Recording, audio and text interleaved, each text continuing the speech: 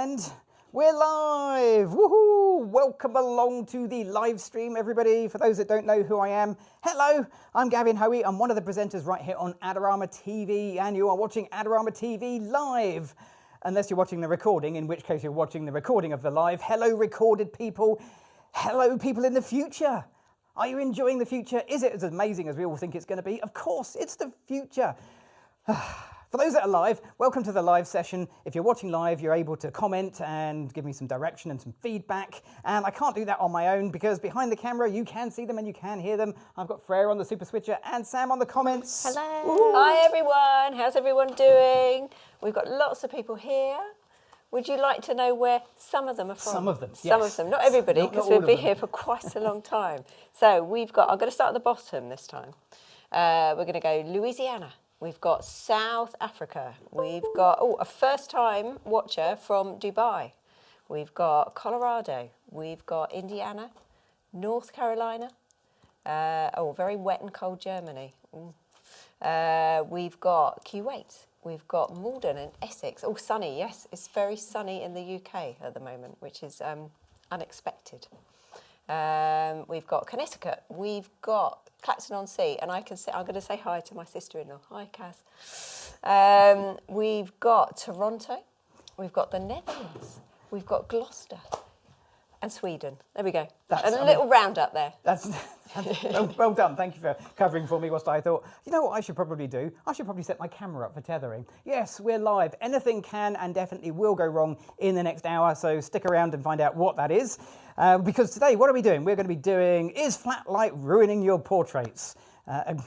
Yeah, probably not. There's a time and a place for flat lights, but we're going to take flat light ideas and give them a bit more drama and a little bit more contrast. At least that's my thinking. And I've got 3 flat light scenarios which are by themselves perfectly good in their right circumstances, but with a few little twists, I want to take them and create something a little bit more contrasty. Now, this is live, so if you are watching the live, you can ask me questions as we go along, but I can't do this by myself, so I do have an amazing model. Give it up for the incredible Sophie. Woo!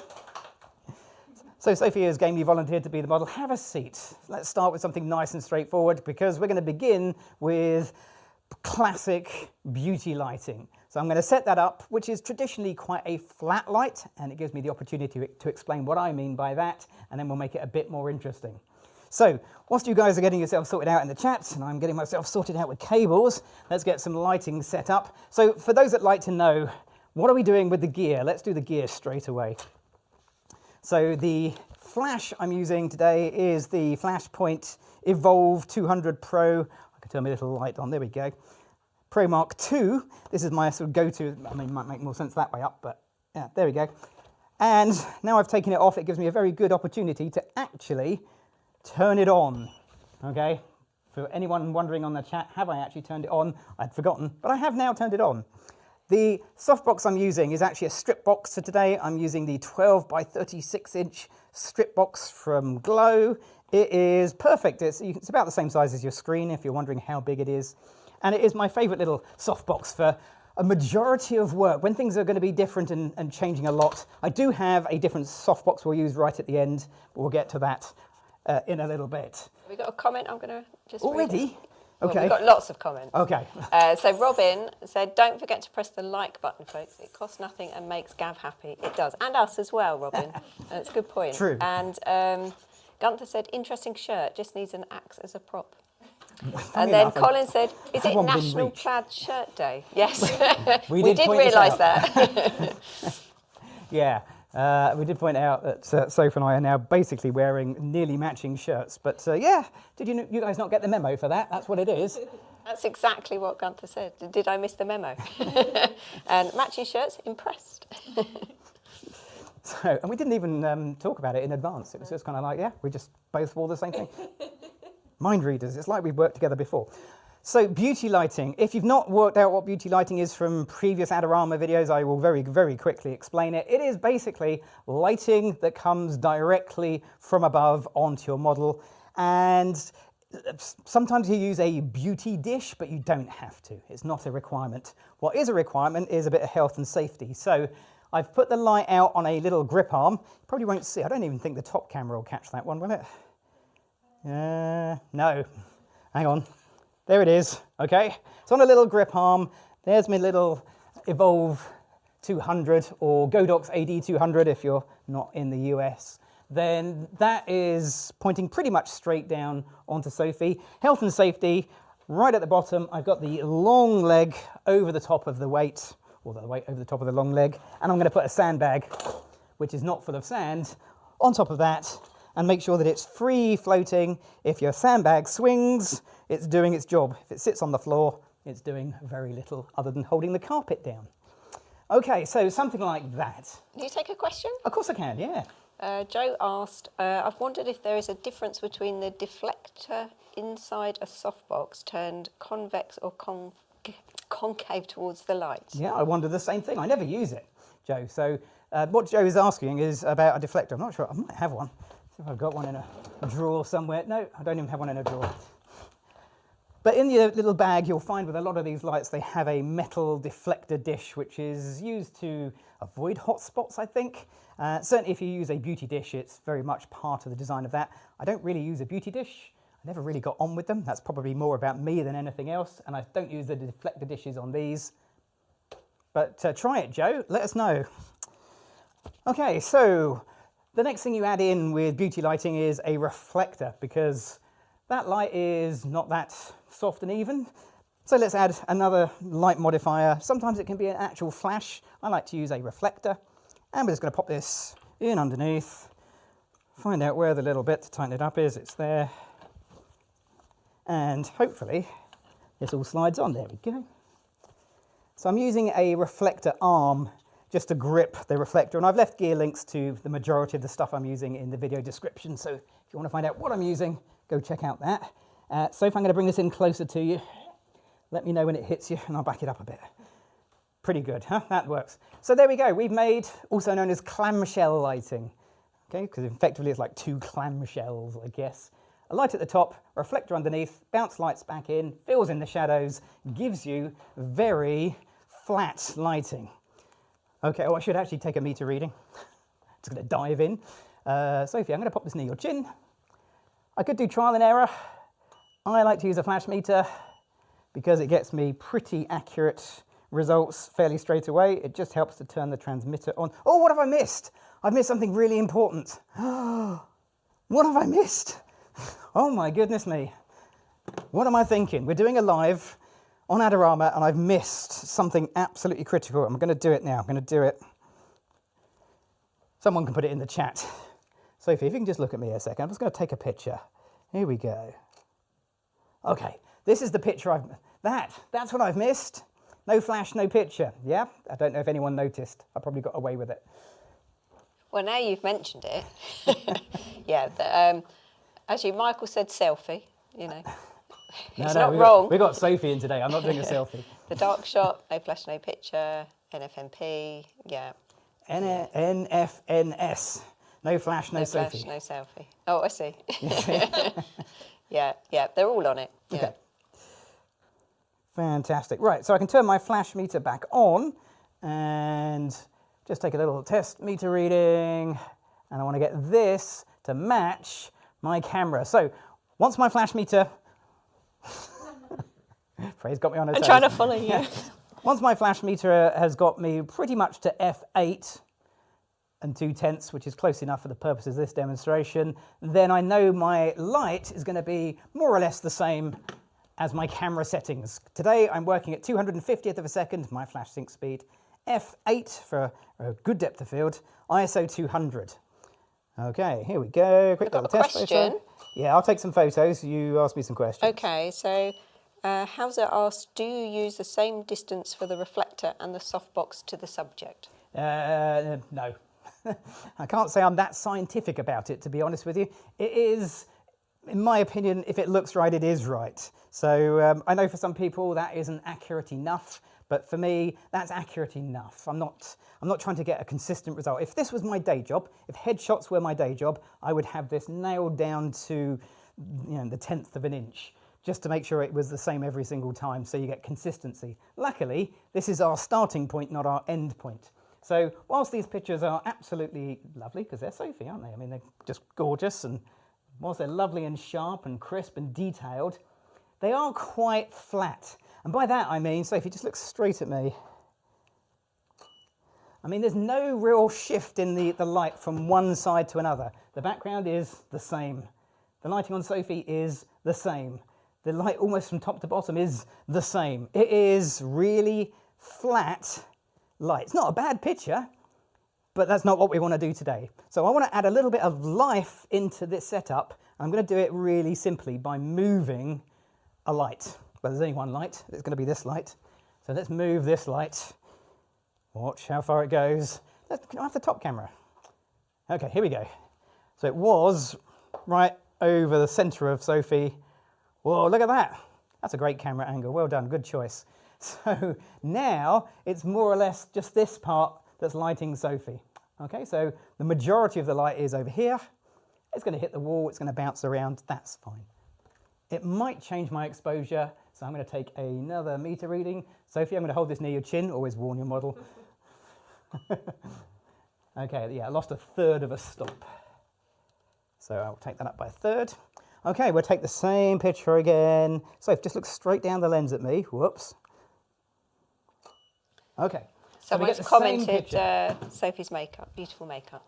Oh, Sophie's actually a makeup artist, so always perfect. Instagram link is in the video description. Go check her out.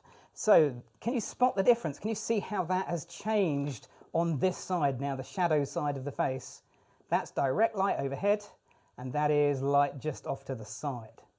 It also shifts the background a little bit because I had to increase the power of the flash, but I haven't moved it any further away from the background. So you get little shifts like that. I can make it even more contrasty if I lose this. Lose the reflector. Okay, so now we have a lot more. I should do a close-up that's similar. Hang on. So now we have a lot more contrast. That reflector was doing a lot of heavy lifting. Let's just get rid of that one so you can see. Can you see how much that reflector was lifting the light? Absolutely huge amount. So by removing some of the elements that make a beauty light setup what it is, simplifying it, I get a more complex lighting picture, if that makes sense. It has more to it by having less in it. We can make this even better. Sophie, just stand up for me, will you? Let's get rid of the chair. There's not much you can do when you're sat down. However, the chair leaves a nice big circle on the floor, which makes it easy for Sophie to stand in the same place. Okay, so I'm going to get this light. Sophie's now a bit taller, and something like that. And find my flash meter. Okay. And adjust my flash to match, so I get back to f8. Okay, so now Sophie can actually do a few poses. We do a few poses. Fantastic. I'm going to adjust it. I think my screen is looking a little dark. But, Got a question. Yeah, far away. How do you get rid of specular light on the face? So specular light, what that is, for those that aren't familiar with the term, because it took me a long time to work out what that actually meant, it's really the hot spots, the little highlights, the bright bits. Let's go back to my laptop. Okay. Sophie doesn't have any. I mean, there's a little bit on the forehead. But Sophie is a makeup artist. She knows how to do makeup for photography. You might find a little bit just down here, just on the neckline. There's a little kind of hot spot there, but you know, that's being super picky. So how do you get rid of the specular hot spots? You get a large, soft, diffused light source. So not a shiny silver umbrella, a white shoot through as an example if you wanted to compare two similar products. You get a makeup artist who knows what they're doing, and bingo, you're in. Okay, so that kind of works quite nicely. There's another way we could change this to make it a little bit more contrasty, or at least fake contrasty, because at the moment we're in colour, but I could change this to black and white. And I can do that very simply by just changing one thing. Hold on. There we go. So I have a black and white preset, like many cameras. It's exactly the same image, same settings, nothing's changed, but it has the appearance of more contrast because we just seem to imagine that it does as black and white. I think this particular preset does have a contrast boost, which also obviously increases the contrast. But nonetheless, I kind of like black and white. And now Sophie is standing, I don't have to do head and shoulders pictures anymore. I can do nice sort of half-length pictures. I'm probably going to be out the frame at this point. Am I in the shot? Oh, there's me. Yeah. Oh, I mentioned I could do with a bigger studio. You've never mentioned that. I don't think I have. Ever. I should probably flag it every now and again. Okay. And it's great. It's lovely. This is the same lighting that we started with, that beauty lighting, just simplified. So if you're just joining us, we started with the classic beauty lighting, light overhead, reflector below, which was great, but it was quite flat. So to make it a little bit more contrasty, I removed the reflector, I moved the main light off to the side and turned it black and white. The difference is huge. Any questions at all? Are we good? Oh, okay, yeah. Sorry. Capture one question. Did you ever have a problem that you could not shoot with the camera, the button's not working? I could only press the shutter button on the PC. Okay, I've not really used Capture One. I know Seth and Daniel definitely have, so next time they're doing a live, that could be a good question to ask them. Yeah, my Olympus OM system camera isn't natively compatible with Capture One. Now that might change, not the compatibility, the camera, as I go through the rest of this year. But at the moment, I can't really answer that one from personal experience. But anyone in the chat, feel free to jump in and help. Yeah, it's me, Tracy, said, oh, the black and white has so much depth. I love that. Thank you. And Gunther said, very arty, gorgeous looking. Ah, okay. Okay, so that's a simple way to take a classic flat technique and make it more interesting. Let's shift it up a gear. Sophie, do you want to go right back against the wall? So let's do a classic photography setup where things don't always quite go, you look at that, you're just on the edge. Perfect. Let's try it. Can we try that camera? Yeah, there we go. She's still there. Don't always go to plan. At least not if you're trying to do something that is more contrasty. So I'm going to take my light and set it up a little differently. So this is the Flashpoint Evolve 200 Pro Mark II is the one I'm using here today. And I don't need the sandbag, that can go. Got another question. Yeah, far away. Roland asked, which light modifier could I use instead of a strip light? I mean, literally any light modifier. They will all give slightly different results, but it depends, in my opinion, where you are and what you want to achieve. So in this small space, I'm not going to get a deep parabolic softbox because we just don't have the room. This little 3 foot by 1 foot strip box is terrific in a small space because I can get it close to walls, I can spin it around, I can modify it in ways that a large softbox would limit me. I can give it a little twist so I can shoot underneath. There's plenty of ways I can work with this to create the looks I want in this small space. The bigger the space, probably the bigger the softbox you're going to need to get the same results because, well, keep watching and you'll see why. Jorge asked, Gavin, we are looking at the JPEGs on your tethering system, right? Yes, you are.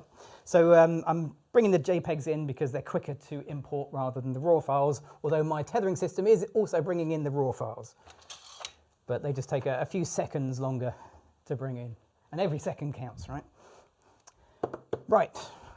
Okay, so I've got the light roughly in the same position as far as it's still here.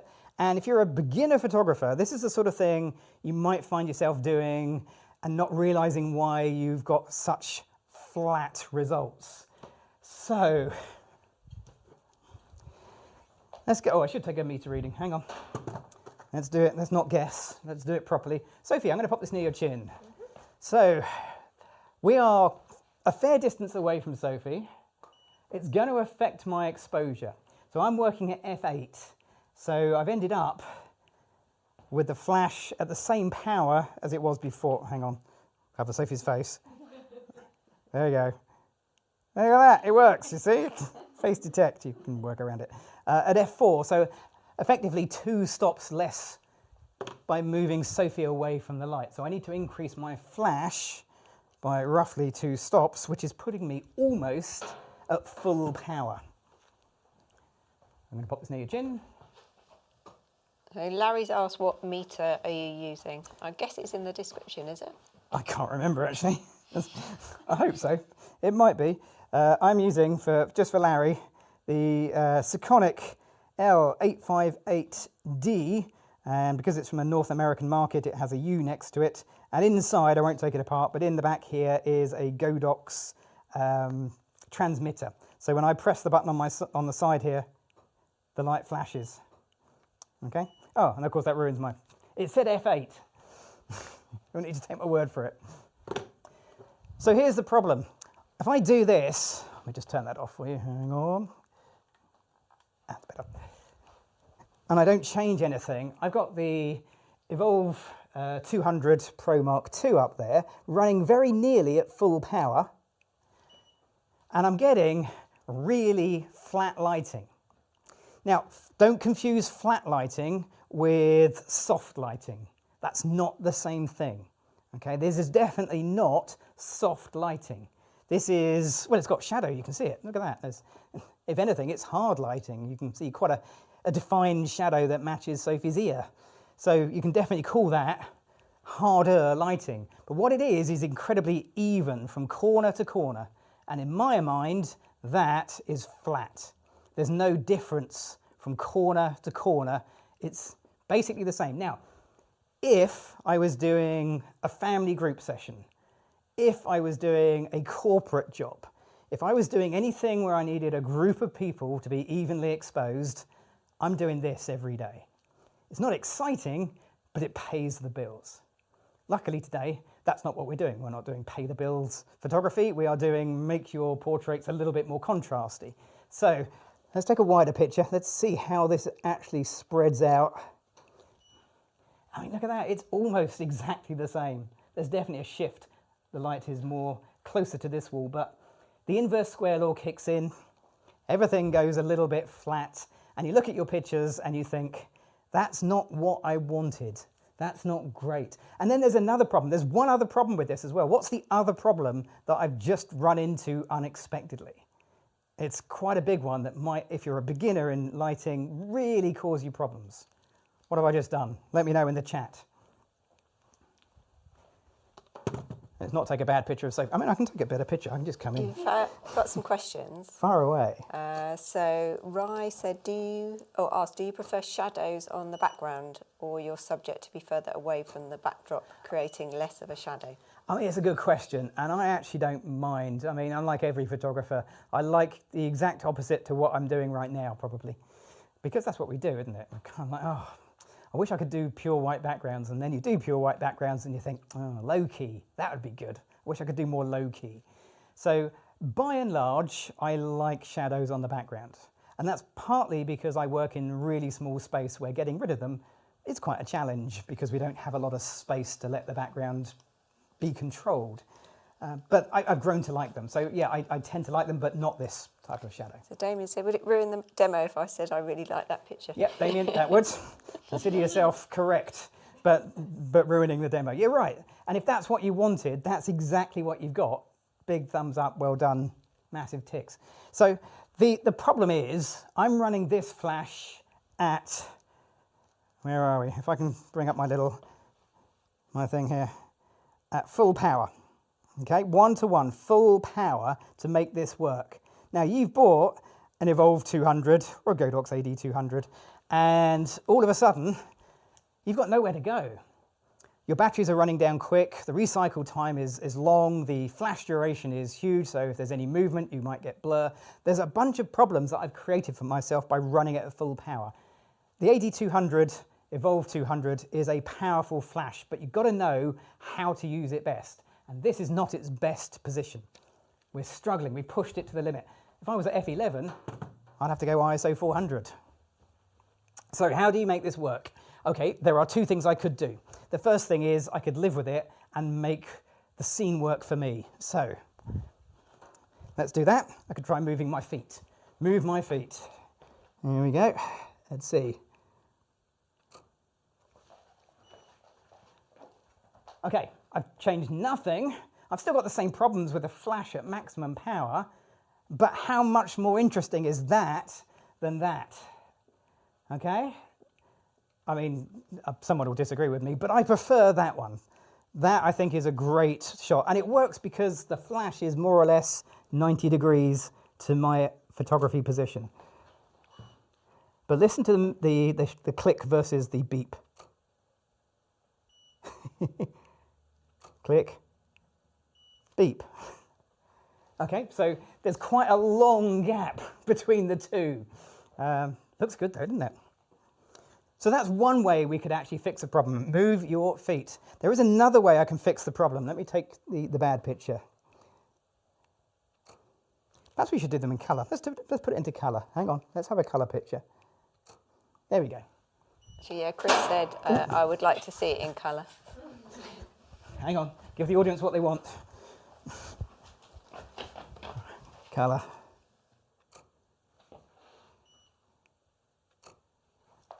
Okay, I think it works better in black and white for that particular picture, but that's just my personal preference. I'll guarantee you I think that now, and when I get back to my computer, I'll look at them and think, oh, colour looks, I like colour.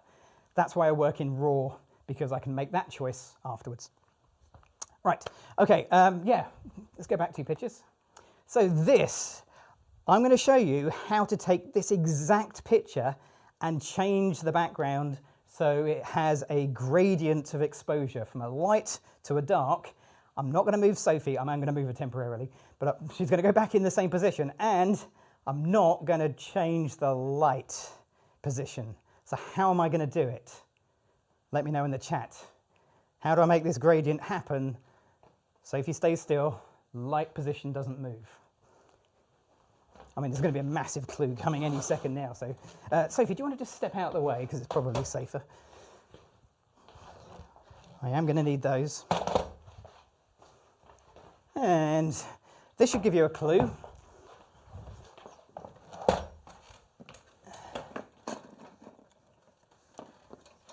Okay.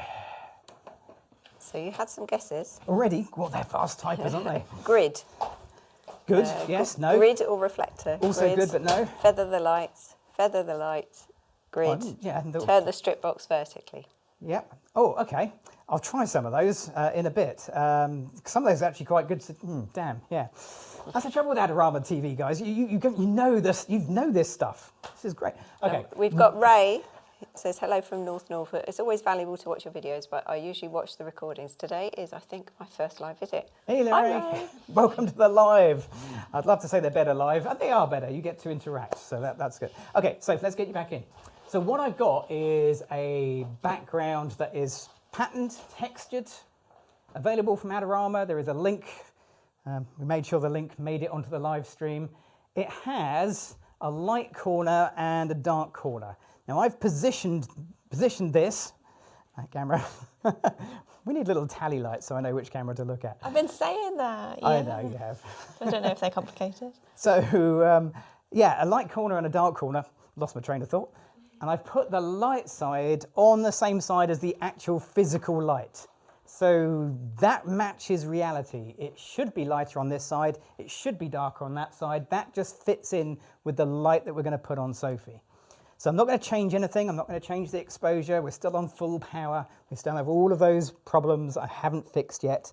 But if we do nothing other than this, we're going to have a picture that has graduated tonality from a light side to a dark side. And if we put it into black and white, a little more contrasty black and white setting, we're going to have something that just looks way better. Where was that one? Flat lighting, same lighting, but with a background. Okay, so this is a low cost, and it is a low cost background. I got this just before Christmas, and I was trying to get a different colour, but they were all out of stock because I guess they're really popular. And I ended up with this one, and I'm really glad I did. Okay, I could move my feet. Let's move my feet. Sophie, can you come towards me? I don't know if we're still on the camera. Oh, well done, Frey. That's good. I've moved Sophie so I can actually get a little bit of background in. So less foreground, more background. Has moved her a bit further away from the light. I might just have to open my aperture a little bit to compensate. Got a question. Yeah, far away. Do you alter your flashlight settings dependent on the colour of the backdrop? No. There we go, that's an easy one, isn't it? No, I don't. So the amount of light that falls, and it's a good question, the amount of light that falls on your subject is what I'm interested in. So I'm using this, okay? So this is a flash meter. It's known as an incident, hang on, put a light on, there we go. An incident light meter. It measures the light that is incident on your subject, in other words, falling onto your subject.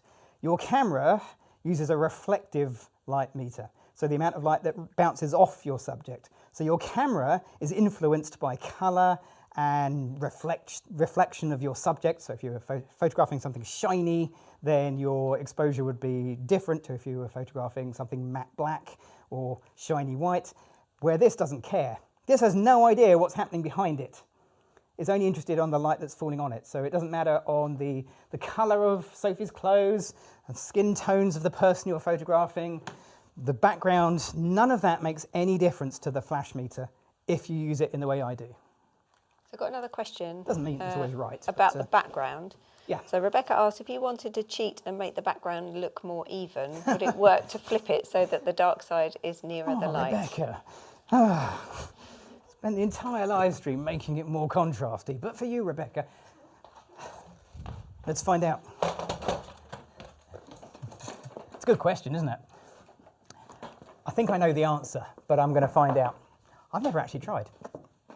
But in my head, the answer is, no, this isn't going to work.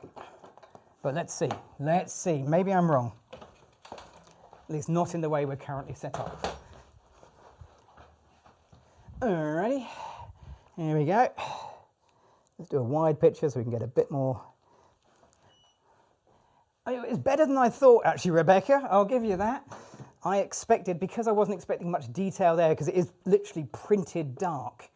It's not like I've underexposed it. The detail isn't there, but that's actually come out a little better than I thought. So the answer is nearly, and with a bit of work, I probably could. That's a good question. I like that. All right, let's hop you out of there. Let's try and get back onto what we laughingly call the script. We don't really have a script.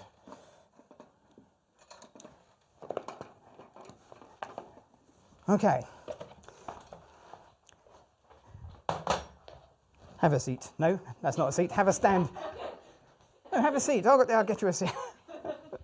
Right, stand by the wall. Doesn't sound right, does it? Anyway, go stand by the wall and you've done that. So we've done getting a graduated effect by changing the background, and now we're going to get a graduating effect by moving the light, which is what I should have done really at the start, but it was fun to experiment.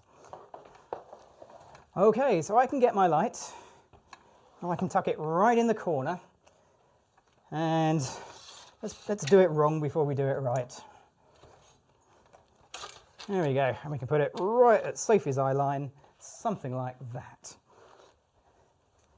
Okay. So, Sophie, I'm going to pop this near your chin. So, what's going to happen?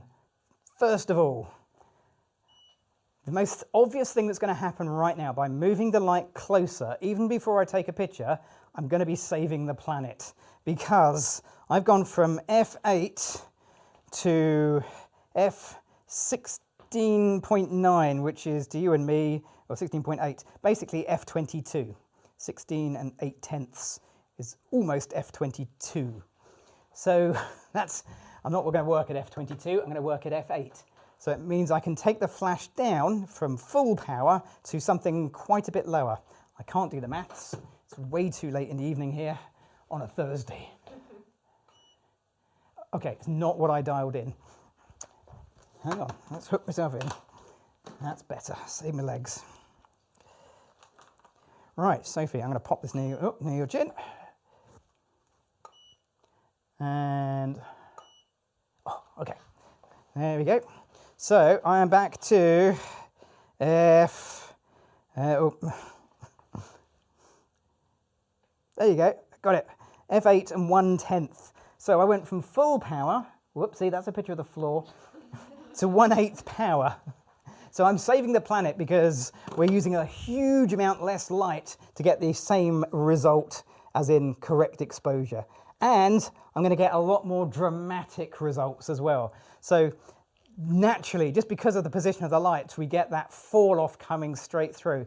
What I've done wrong is a classic mistake.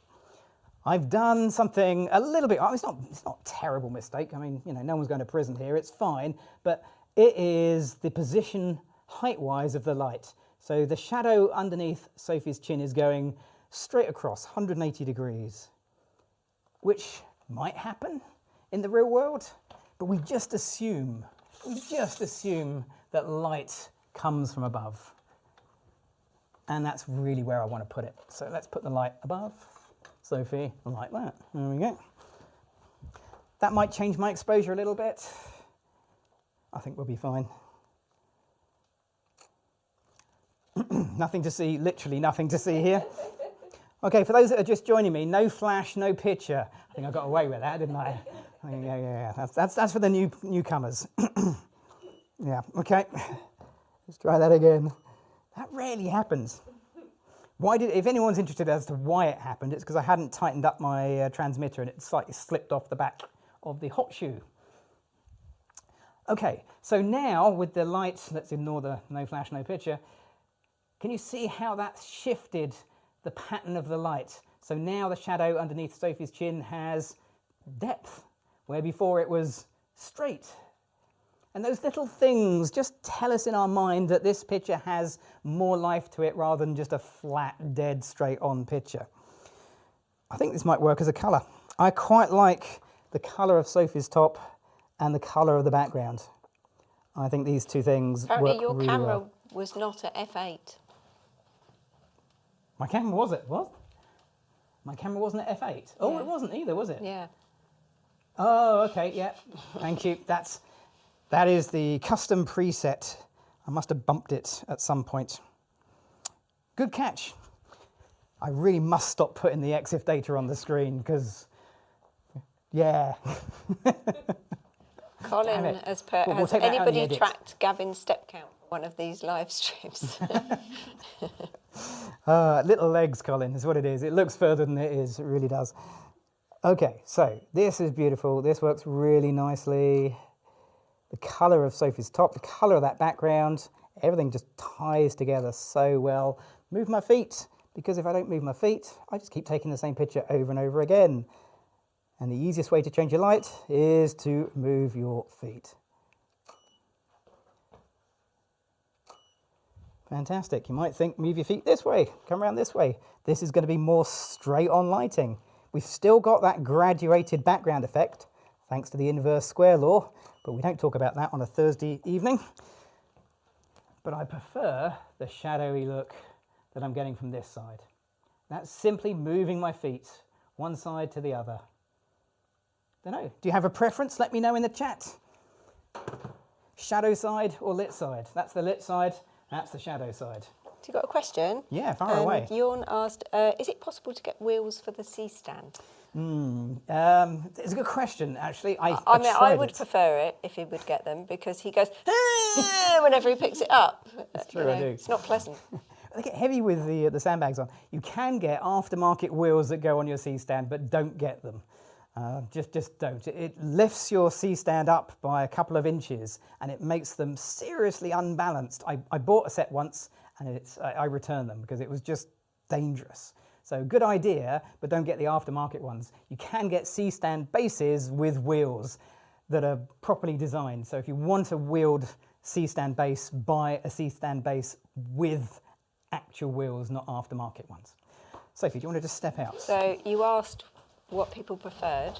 Yes. So we've got shadow, shadow, shadow, bright side. I like both. Oh, good. Okay, there we are. Shadow, shadow, shadow. So mostly shadow. Smashing. We're all on the same page. Right, so head back into the danger zone. Okay, so if we took away the background and we just used a white wall, I'm still going to get, great light on Sophie. So this, I don't know how far back I have to go.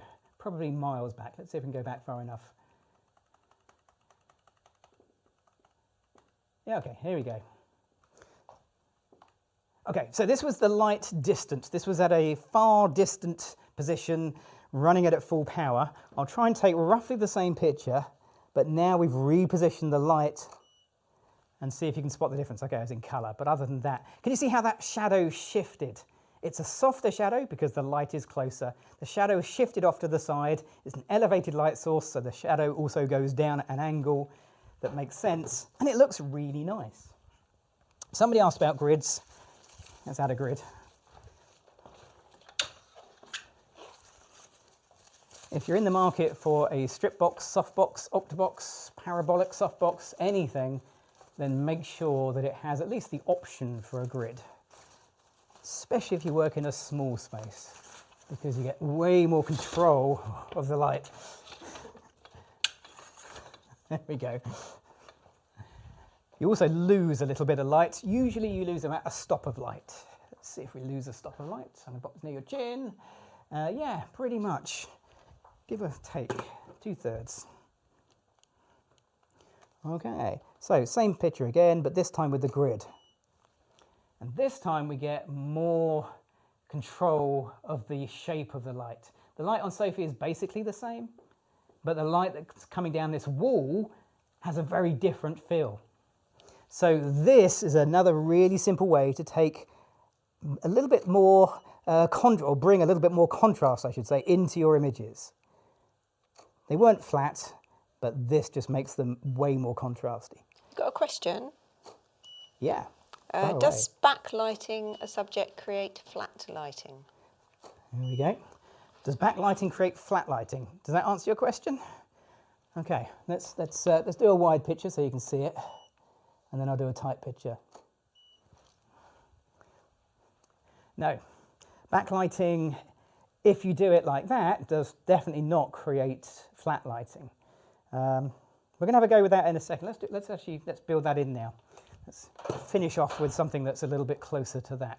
So the short answer is no, it's not going to make your lighting flat, quite the opposite if you haven't got anything filling in the shadows, but it depends on the light source that you're using. This was obviously quite a directional light source.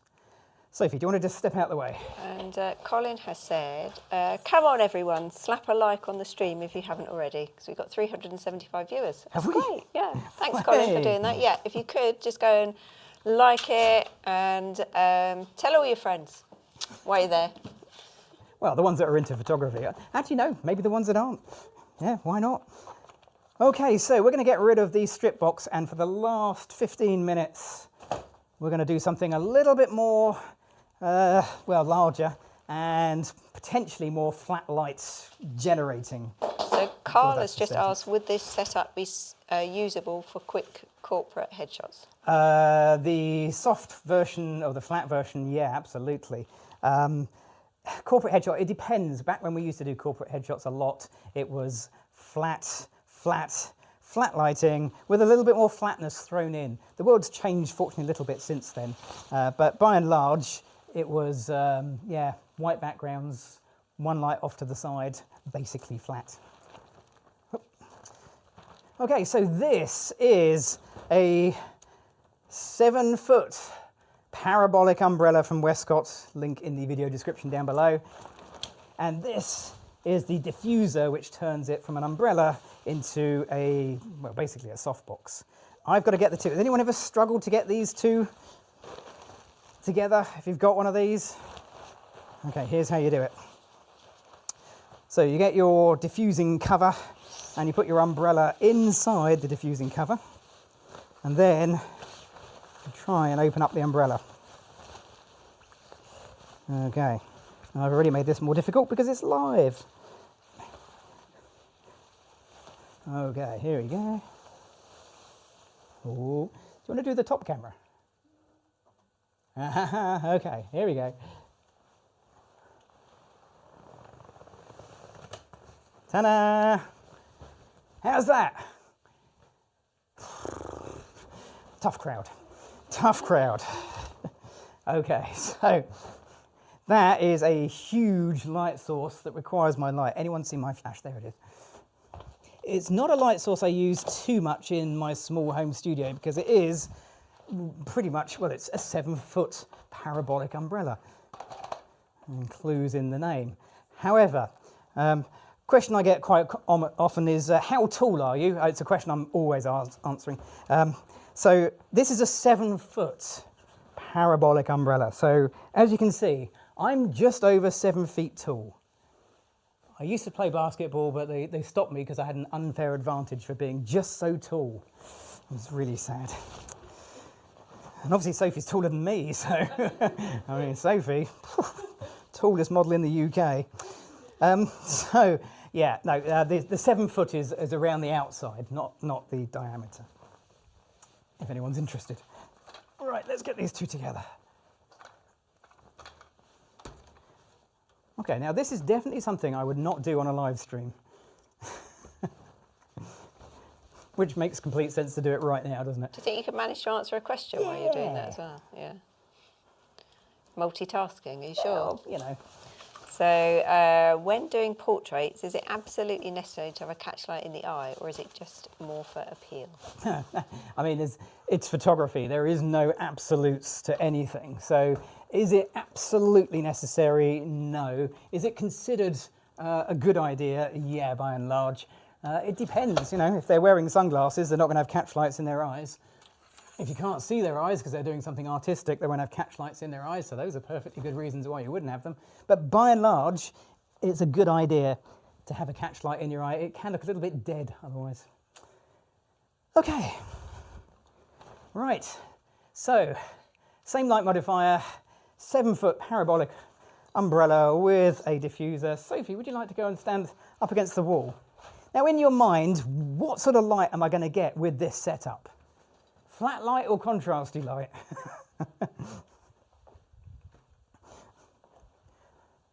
Okay, Sophie, I'm going to pop this near your chin. Okay, I really should increase the power before I did that. Let's get my flash, my transmitter. Robin has put sandbag. Seth may be watching. Sandbag. So, Robin, where would I put the sandbag?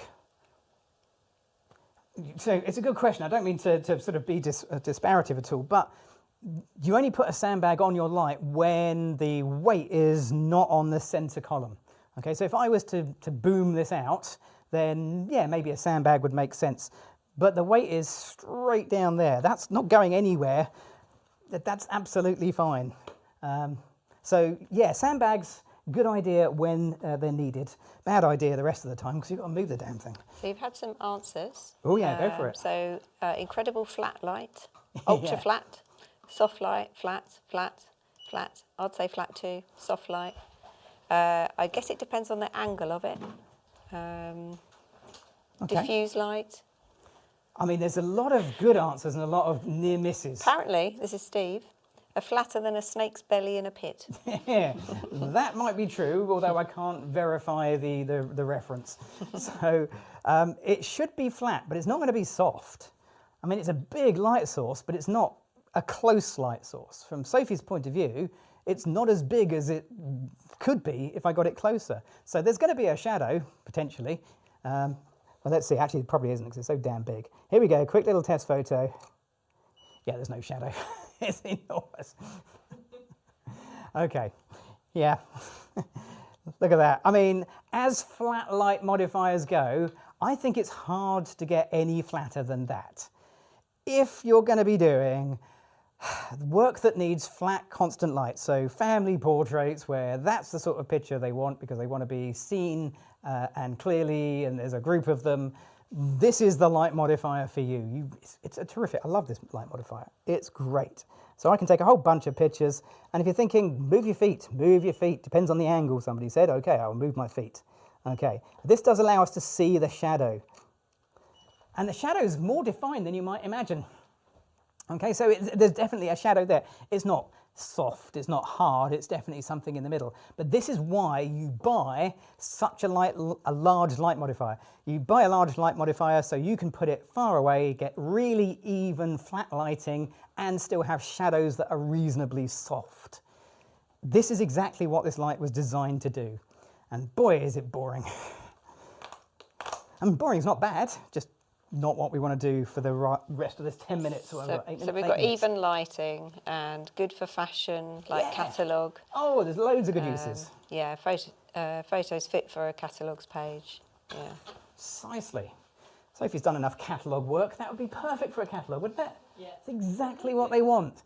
As I say, flat lighting isn't bad lighting. It's just in the context of what you're trying to achieve. So how can I make this less flat? This is why I haven't got a sandbag on it. Hard enough to move as it is. Okay, so we can make it less flat by moving the position of the light. So I'm going to move it closer to Sophie. Sophie, you can take a step away from the wall, just give me a little bit of working room.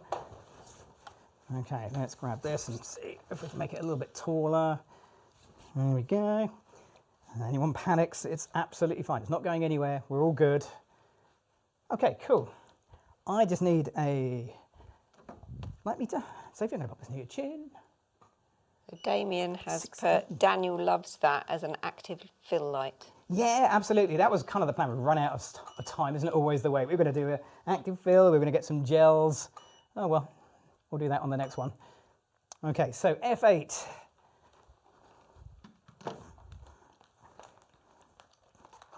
Okay, here we go. Quick little test photo. Same light, but look at the contrast we've got. Look how we've got shadows that drift across the face. We've got light on Sophie's ear on the opposite side to the light. That's because it's such a huge light that wraps around. It doesn't actually wrap, it's just really big. So the angle is wide enough to actually reach her ear. Beautiful, soft shadows. Somebody asked about the specular highlights. This is the light that's going to give you the least amount of specular highlights. It's just soft and gorgeous. And if we put it into black and white mode, this should look absolutely terrific. Okay, so this is exactly the same light that was giving us that super flat light. Oh, hang on a minute. Anyone spot anything of a problem there? There are a few downsides to the light modifier. Because it's an umbrella, it has an umbrella stalk, and I've put this on the end. I don't know if this is going to come through. I don't think these are available from Adorama. So these are practice golf balls, little foamy golf balls. If you want to get them even cheaper, then you can search for them as cat toys. Weirdly, they're cheaper as cat toys than golf balls, but they're exactly the same thing. And that just pops on the end and stops any damage. I think I can probably Photoshop that out. I'll accept that as a thing. Oh, hang on. There we go. We're off and running. Beautiful. So we can do that. How long have we got? 5 minutes? Let's move it around. So let's move this light around. There we go. Spin it around because I'm going to make it. Sophie, do you not want to just step out a little bit? Yeah. Had some lovely comments for those photos. Fab shot, beautiful, beautiful, love it, stunning. And for the size, the Absolutely price is beautiful remarkably light. good value. Okay, so we're going to make it into a ceiling. One massive light right over the top. Now, normally if you did an overhead light, then you'd have a few problems with the light reaching your subject's eyes. But because this is just such a vast surface of light, that's not really a problem. However, I have made it a little unstable, so I will put my sandbag on it now. Sandbag over the tool leg, give it a kick. If it swigs, we're okay. Make sure all of these are actually locked down.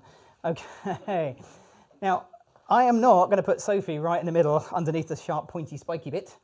Sophie, can you just come and stand sort of underneath the edge?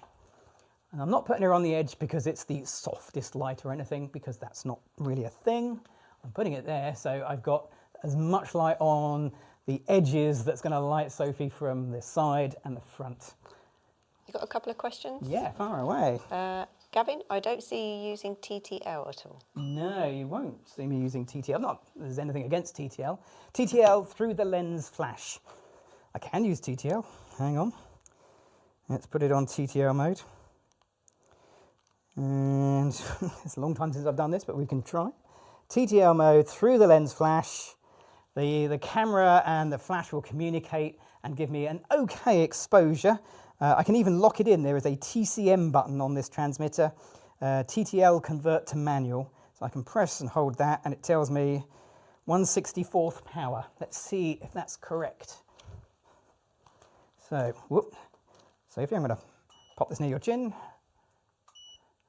Nope, that is F4. So it's about a stop underexposed. No, 2 stops underexposed because I'm at F8.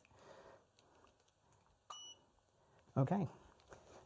So that is the TTL suggested exposure versus my flash meter suggested exposure. Flash meters will tell you the correct amount of light as in mathematically, but that doesn't make them aesthetically correct. It's like anything, you use it as a starting point. I find that a little underexposed. I find that a touch overexposed. So I'd probably end up somewhere in the middle, which is what I'll do. Okay, so this is really nice light, very, very simple. Big softbox, right overhead, 1 flash, doing all the heavy lifting. Fantastic. And here comes the most important picture. That one. Because you're going to want to share these on social media at some point. Let's do a behind the scenes where we can actually see it. I'm going to put it into aperture priority mode. So I can, oh no, I said it and then didn't do it. Yay, photographers. There we go. Aperture priority mode just means that I get a little bit more of the ambient light coming in, so you actually get a reference picture that shows you what you've done, but also is very shareable for social media as well, which is kind of important. Okay, so there we go. There are 3 scenarios where we've taken flat lighting and turned them into contrasty, interesting scenes. If you've just arrived, you've kind of missed a few things. What you missed was we took beauty lighting, added in a few changes. In fact, we took things away to add a bit more contrast to a beauty light setup. We put Sophie against a wall and created some dramatic shadows and gradients on the wall using a background and using lighting techniques. And then we got this massive 7-foot parabolic umbrella, which gave beautifully flat, the flattest of flat lighting, and repositioned it to create something a little bit more contrasty. So hopefully you found that useful. Anything I've missed on the chat, Sam? No, I think they've answered quite a lot of their own questions, which has been really, really helpful. But it's given me a few ideas for other lives and things. So, fantastic, because we have another year's worth of lives to do, yeah. So which is great news. Okay, so that brings us to the end of this live stream. So first of all, give it up for the amazing Sophie. Fantastic. You'll find Sophie's information in the video description. Whilst you're down there, check out the gear links. And if you've made it this far in the video and you haven't given it a thumbs up, then maybe you should give it a thumbs up because, you know, we've done an hour. So please do that. It really helps. Do. That's too many do's. Please do that. Just that. Right. Behind the camera, a huge thanks to Freya on the Super Switcher, Sam on the comments. Thank you. Thanks for coming along, everyone. Thanks for the chit chat. And hopefully we'll see you again for the next one, which is... next month. Next month. If you subscribe, you'll get a reminder.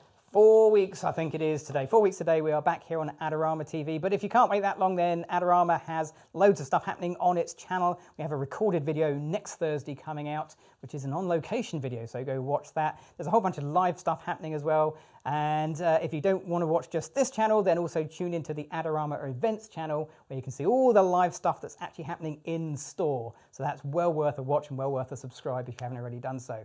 Alrighty, that brings us to the end of the live stream. I'm Gavin Hoey. Thanks for watching.